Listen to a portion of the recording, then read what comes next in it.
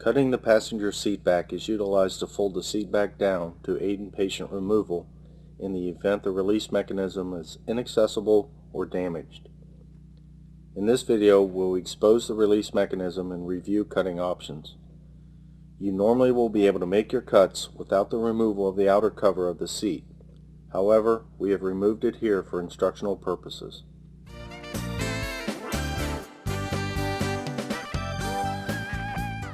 As the mechanism area is exposed, you can see the structures that we are dealing with. We see the pivot pin, the heavy gauge steel at the base of the mechanism, and bolts. You should try to avoid the reinforced areas and cut the support that comes up into the seat back. This is the weakest point, and cutting it will allow the seat back to fold down. We must maintain control of the patient during this tactic.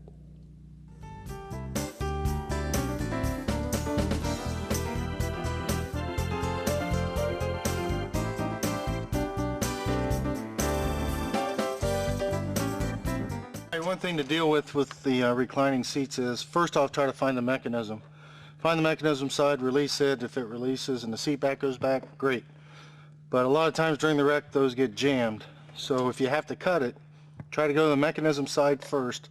And the reason we do that is 9 out of 10 times the other hinge is just a dummy hinge. Cut the mechanism side, the seat back will fold back. But a couple things you gotta look for on the seat mechanism. The rolled steel right in there is a real strong piece that we don't really want to cut through, because what will happen is once your cutters get on that, as you close, your cutter tips will start to separate, and once they start to separate, if you keep going, you're going to possibly shear a tip off. So instead of cutting through that, all we need to do is expose it or know where it is, go above it to where the hinge is and cut through that area right there. That's the least amount of metal. We cut that, the mechanism doesn't matter anymore because we're cutting the seat away from the mechanism. Cut that side, the seat back should recline. If it doesn't recline, then that's telling us that the other hinge is a actual hinge that holds the seat up as well, and we have to cut it.